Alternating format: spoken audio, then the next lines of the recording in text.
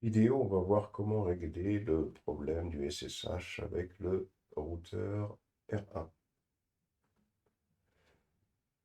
Première des choses, on va supprimer la machine Debian. Alors, il faut tout arrêter, on va la supprimer d'ici si vous avez un problème avec le SSH. Donc, on la supprime, voilà. On va même venir la supprimer ici au niveau de préférence dans VirtualBox. On clique sur Debian et on la délète. On revient sur la VirtualBox, on va sur Debian, bouton droit sur Debian, dans Configuration, dans Réseau, on s'assure bien que l'adaptateur 1 est en NAT et l'adaptateur 2, on s'assure que cet adaptateur, il est désactivé. Voilà, comme ça on désactive absolument tout. On fait OK. On revient ici, on va dans Préférences, VirtualBox, New, Next, et on sélectionne la Debian. On fait Finish. Voici notre Debian, elle est là. On écrit Apply et OK. Donc on a réinitialisé notre Debian. On la place ici. Bouton droit dessus, Configure. Dans Network, on a ce premier adaptateur qui est l'adaptateur NAT qui permet d'aller sur Internet. Donc celui-là, il ne faut pas le toucher. On clique sur ici pour ajouter un autre adaptateur qu'on va connecter à GNS3. C'est celui-là, le deuxième, qu'il faut apply, OK, qu'il faut connecter à R1, surtout pas le premier, parce que sinon on ne pourra plus aller sur Internet. Donc on clique ici, on vient à ce niveau-là, on descend là, et surtout Ethernet 1. Voilà. Une fois qu'on a fait ça, on peut démarrer tout notre réseau.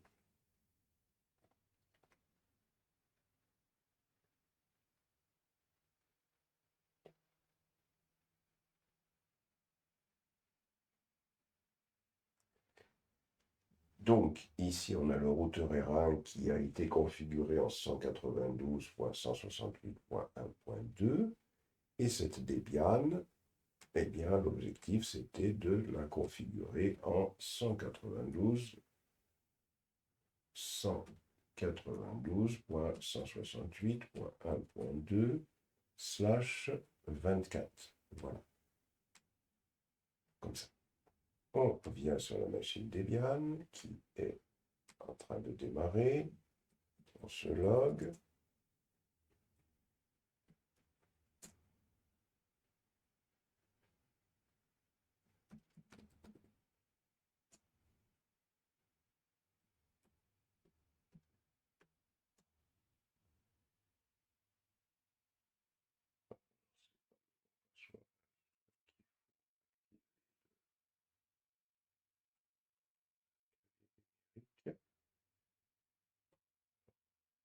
Ici. Voilà.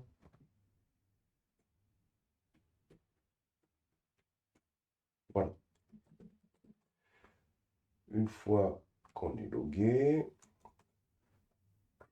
on passe en mode route.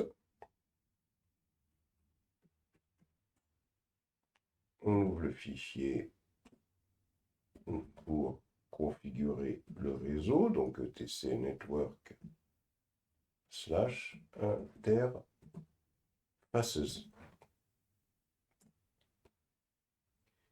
On descend plus bas, auto, ENP0 S8, IFAS EN, IFAS, IFAS ENP0 S8, inet statique, pour dire que l'adresse IP va être statique, IP adresse ou adresse, c'est pas IP, hein, c'est adresse 192.168.1.2. Je crois qu'adresse c'est avec 2D ici. Hein. Ça, on va bien voir.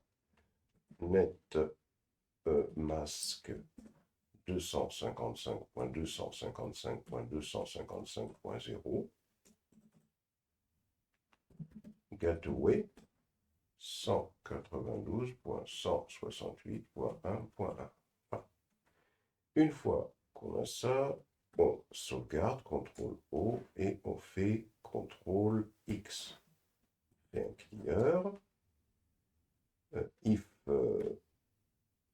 down, ENP 0S8, if up, ENP 0S8. On va faire un IP ADDR pour s'assurer que le ENP0S8 est bien configuré en 192.168.1.2. Donc là, la config, elle est OK. Donc, maintenant, l'objectif, c'est de voir si on ping déjà le 1.1 qui est ici. Alors, on va voir. Donc, ping 192.168.1.1. C'est bon, ça marche. Alors, une chose très importante.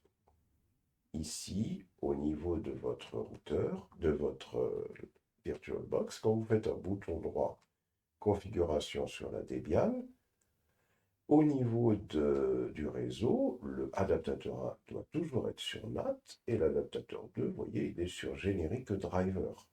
C'est-à-dire que ce Generic Driver, c'est ce qui permet la connexion au routeur R1 qui est ici.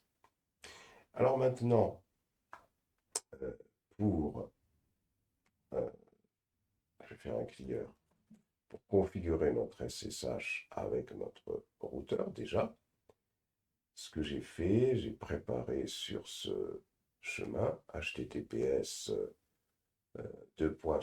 formation-informatique.fr/valeur/conf.txt un fichier qui permet de pouvoir avoir des éléments de configuration hein, pour les camarades qui n'y arrivent pas à saisir la bonne configuration. Donc déjà, il faut s'assurer qu'on va sur Internet. Ping www.google.fr. Alors, quand ça ne passe pas comme ça, comme ici, on fait un CTRL-C et on va aller sur le fichier, on va faire un nano /etc/resolve.conf. Ça, c'est le fichier pour le DNS. Et là, on va changer ce DNS. On va mettre ici un DNS pour Google. Donc, c'est la seule ligne qui doit exister dans ce fichier. Si on a une autre, vous la supprimez. On va mettre 8.8.8.8.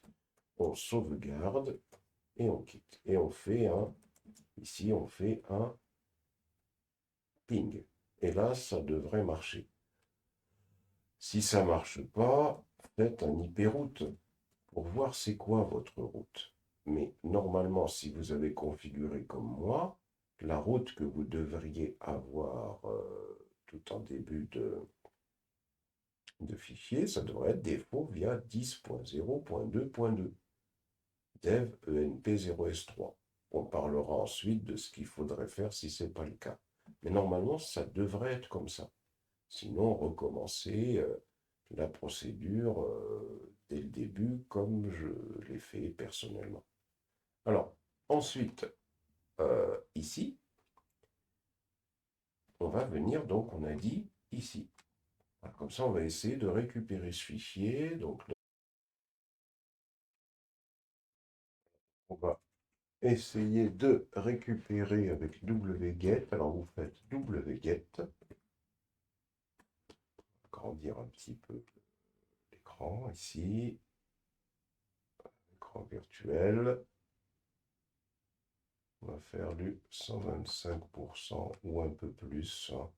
Ça, c'est moi qui le fais pour que vous puissiez mieux voir.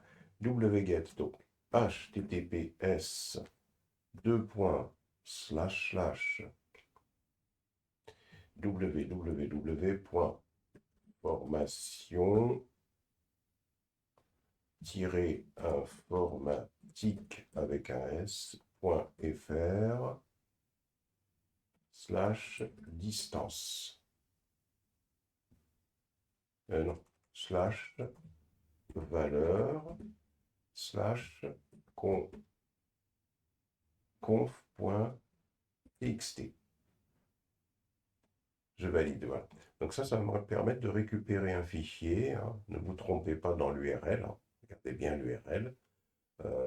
Je fais un LHG, le fichier qui est là, et je vais le copier. Donc je vais faire un cp conf.txt. Je vais faire un tilde slash point ssh slash config. Ça me permet de copier les clés dont je vais avoir besoin pour pouvoir me connecter en SSH. Hein. On va mettre plus de clés que nécessaire. Comme ça, on sera tranquille. On se positionne sur cd-ssh slash config. Voilà. Non, on va ouvrir le fichier plutôt. Hein. Nano. Voilà. Et là, on va conserver que la partie qui est en bas, à partir de host. Ça veut dire que tout le reste ici, voilà, le conf, c'est la première ligne, on les supprime. Hein. Supprime. Encore. Et encore, on reste ici. On sauvegarde, CTRL-O, CTRL-X. Voilà. Donc déjà, ça c'est la première partie. Deuxième partie, vous allez sur votre navigateur Internet. Et là, vous allez taper l'adresse https://formation-informatique avec un s.fr/valeur. Et là, vous allez avoir un fichier conf.txt où je vais avoir les informations qu'il me faut pour configurer mon routeur. Voilà. Là, je vais venir ici sur le routeur R1. Donc le routeur R1, c'est celui qui est ici, c'est celui-là. Donc il faut faire bouton droit et il faut aller dans console tout simplement. Voilà, sa console, elle va être ouverte ici. Et là, je vais dans le fichier que j'ai récupéré. Je récupère ces premières lignes, ça c'est pour configurer Telnet. Donc je viens ici et je vais les coller. Alors, là je pense qu'il y a eu un problème. Si je les colle, voilà, donc il faut les coller. Voilà, il faut bien voir qu'il n'y a pas de problème. Et donc là, il faut bien coller. Hein. Il ne faut pas qu'il y ait un problème. Donc ça veut dire qu'on n'était pas bien positionné. Et là, on recommence avec celui-là également pour configurer le SSH. On revient ici et on va coller et on valide à la fin. OK. On vient sur la Debian et sur la Debian, on ping d'abord le 192.168.1.1. OK, on va voir si Telnet fonctionne. Telnet 192.168.1.1. Il nous demande le username Cisco. Il nous demande le password Cisco. On est sur le routeur, ça marche le Telnet. On fait un exit pour sortir. On va tenter le SSH. SSH, espace Cisco, arrobase 192.168.1.1. Valide. Donc ça semble marcher.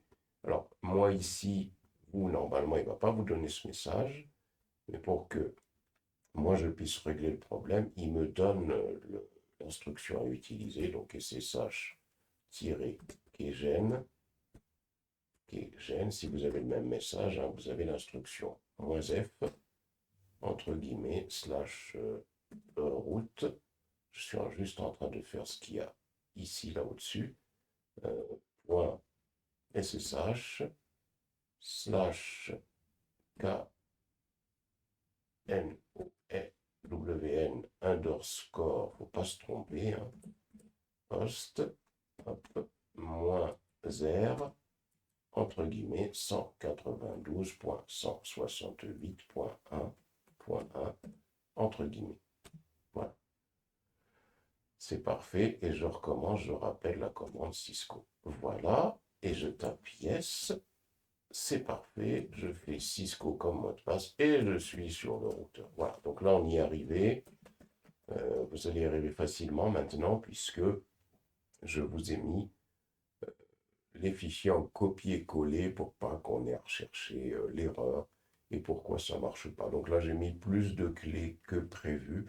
Comme ça, quel que soit le système que l'on a, ça va marcher. Voilà.